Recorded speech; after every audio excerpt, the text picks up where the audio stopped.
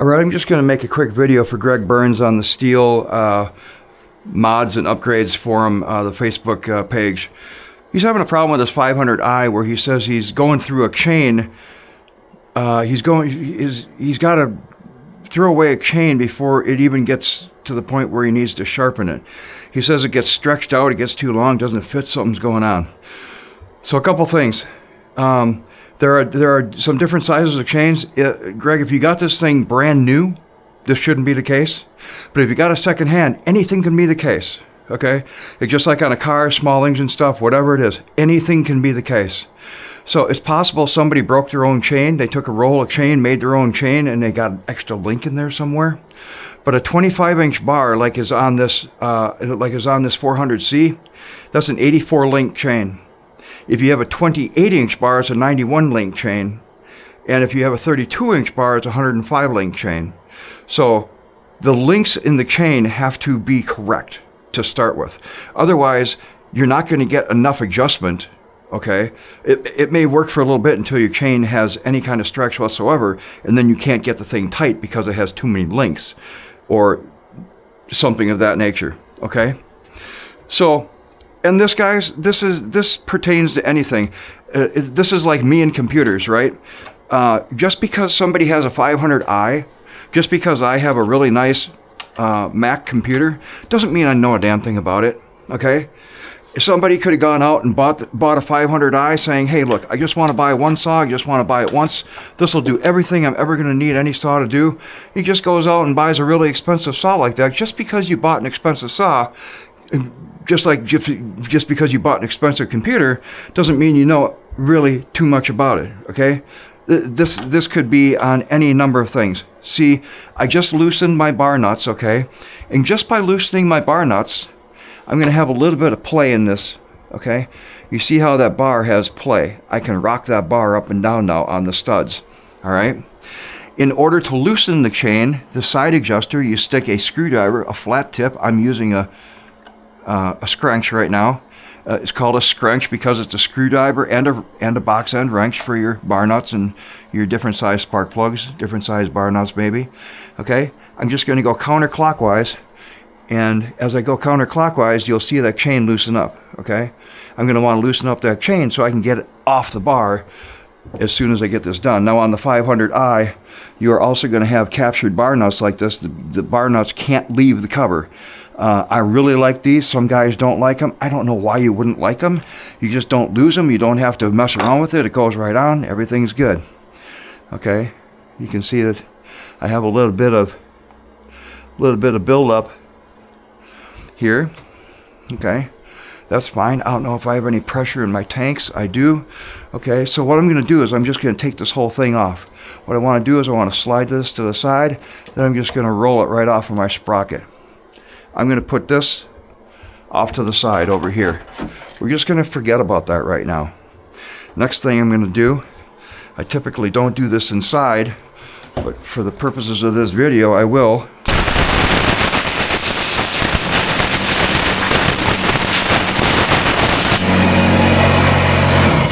I'm just going to blow all that stuff out. I've got a pancake compressor hooked up to another 10-gallon tank, so I've got shop air basically in my shed.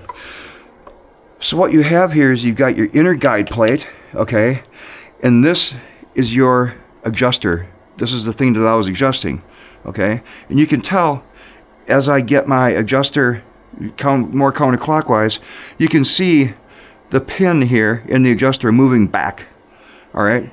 That's essentially making the bar shorter in relation to the sprocket, and so the chain is slackening up, okay? If I go clockwise, then I am essentially making the bar, I'm pushing but this is going to hook into the pin on the pinhole on the bar. It's pushing the bar forward and tensioning the chain, okay? So the first thing you have to do is you have to make sure I'm just going to take this chain right off of here. And I'm just going to clean this real quick. I'm not going to do a real good job of it. I'm just going to wipe it down where you can see this stuff is. Okay, you have 2 holes. This is where that adjusting pin goes. This is also where the adjusting pin goes. Every other time that you sharpen your chain, or you have to have the bar off of the saw for any reason, what you want to do is you want to flip the bar, okay? So sometimes it'll look like this and you can read the lettering. Sometimes it'll look like this, like I had it when we started, and it'll be upside down, okay? The bar is symmetrical. You can put it on either way, and you want to do that so that you have even wear on your guardrail, on your guide rails. Okay, you don't want just to run your bar in one position, in just the one position all the time. Otherwise, you'll get differing wear on differing parts of the bar, and it won't be even. It'll wind up not lasting as long. Is really what it boils down to. So, typically, when I do any of my saws, when I want to put them together, okay, the other big thing is here, okay, these little holes here that are at an angle, okay, those actually come out in the guide rail of the bar, and those are your oiling holes, okay. You have one over here, you also have one over here, depending on which way that you run your bar, and those will coincide with this slot here. You can see bar oil in here. This is where the bar oil comes out, in this slot here, okay. So I'm going to put it on here, and then the hole for the other side, it'll be oiling up top here, and the oil will go around on the top of the bar, come back on the bottom, okay, when it comes back. So this is what you have to have. You have to have this pin engaged in this hole in this bar. This is all going to be very, very, very remedial to most, okay?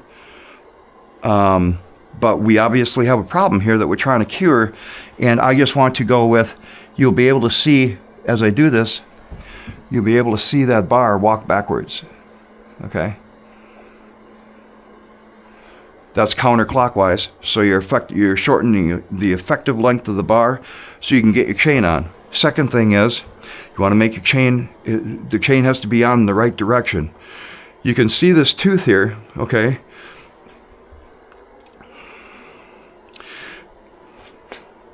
This is the cutting. This is the cutting tooth. You can see the point of the tooth. Okay. Here's the top view. Here's the top of the plate. Okay. Call it. This is the point of the tooth, and this is the cutting edge of the tooth. Okay. This top plate here. This is what peels the wood away. This is what does your cutting. This other little hook here is called a guide or a raker. Okay.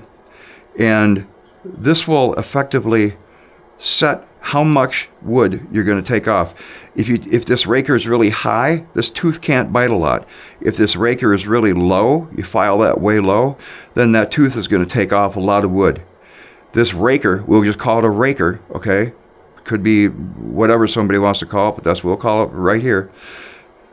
That relationship to the leading edge of this tooth is going to determine how fast your saw cuts.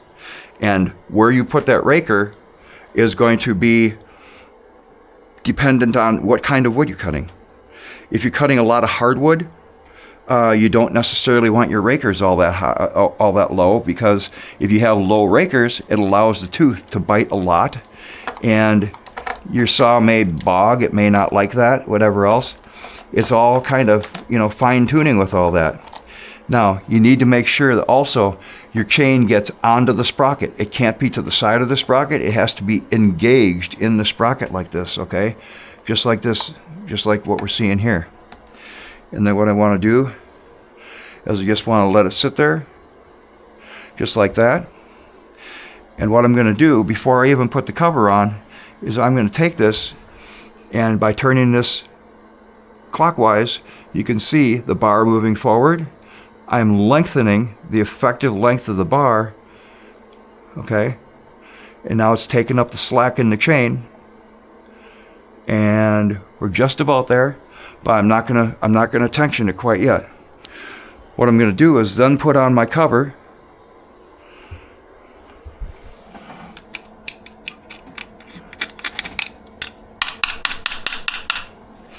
I'm going to use this saw tomorrow morning, so I'm not too concerned about cleaning it up real well right now.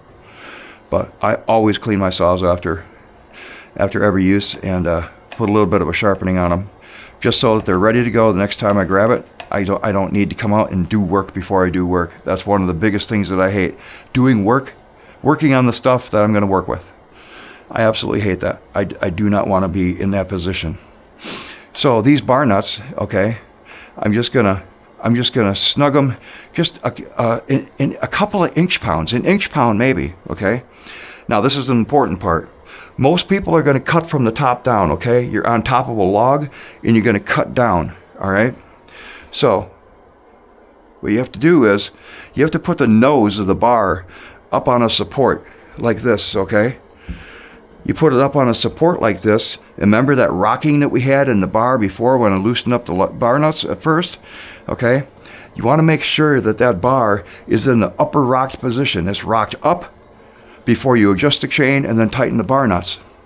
That way, you won't have any problems with the chain coming loose unless, there aren't a whole lot of people. There are some people that do undercuts and stuff like that, cut from beneath, but typically cutting from beneath is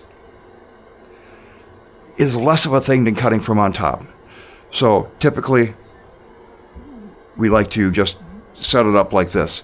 Put your nose up on something so it's resting on something. So basically,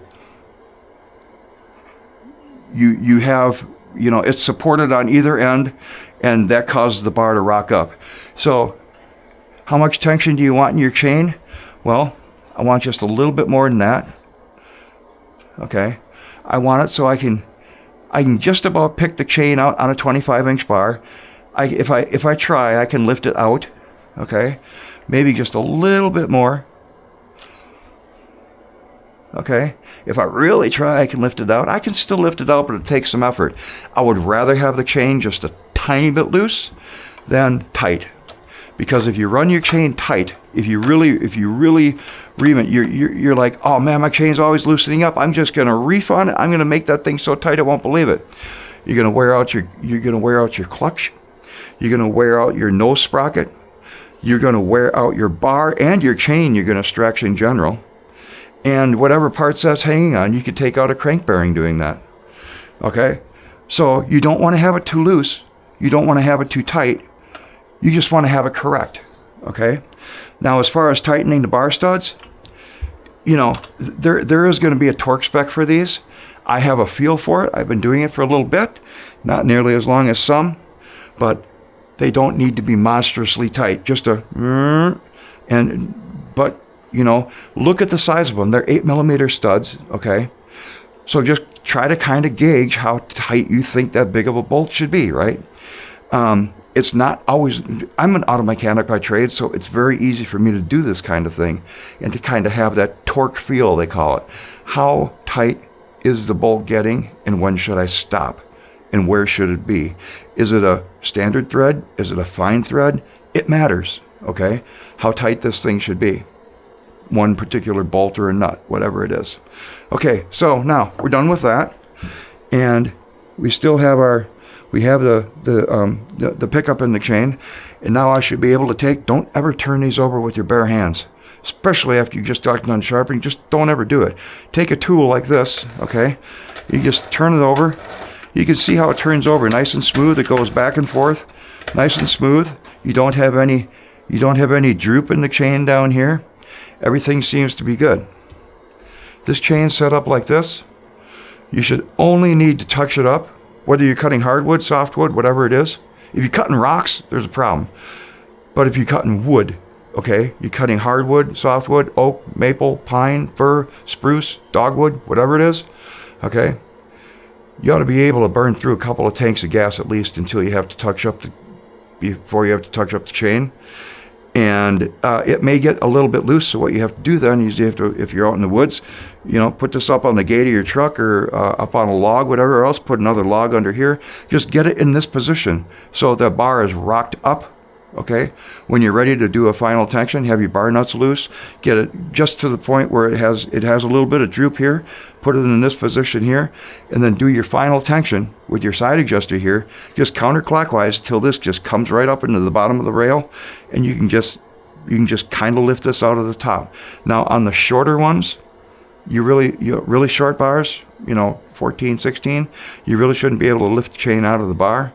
But on a longer bar like this, 25 is medium length bar, you shouldn't be able to, take it way up here, but if you really work at it, you can get the bottom of the guide out of the bar. I'm not sure what's really going on with yours, Greg. You could have something broken. You could have something otherwise just not right. But that's the general picture, okay? So when you get back to your saw, you'll have to take a look at it. Make sure that guide pin is there. Make sure that all the parts are there. Make sure that, if you absolutely have to, it'll say right on the bar itself. I've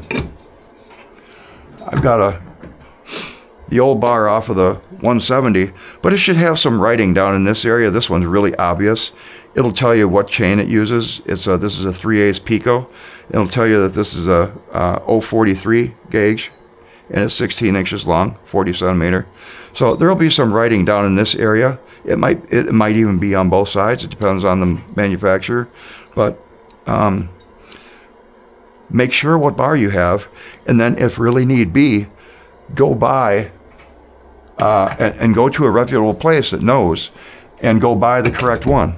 Go buy the correct chain so that you know that you're starting with the right thing. If you take the bar and chain off and you put it in the middle, okay, your adjuster pin right in the middle of the travel here, you'll be able to know what I'm talking about when you have the cover off. Right in the middle of the travel, you put your bar and chain on there, and your chain has got 6 inches of slop on it. You got the wrong chain. If you have to have your bar all the way in and your chain barely goes on there, you can barely get it on in any fashion, you got the wrong chain. You got the wrong something, okay? But you could have something mechanical messed up in the adjuster, whatever it is. Could be a wrong bar and chain combo. But, the 25, 84 drive links, the 28, 91 drive links, the 32, 105 drive links. If you got a different size bar than that on a 500, I'm not sure what it would be. Obviously, you can run a 36 even bigger. You can obviously run a shorter. But these are the most common ones that people are going to use, 25, 28, 32, for the regular guy. So anyways, okay. I hope that helps you out there, buddy. Let us know how you turn out. All right? I'll see y'all later.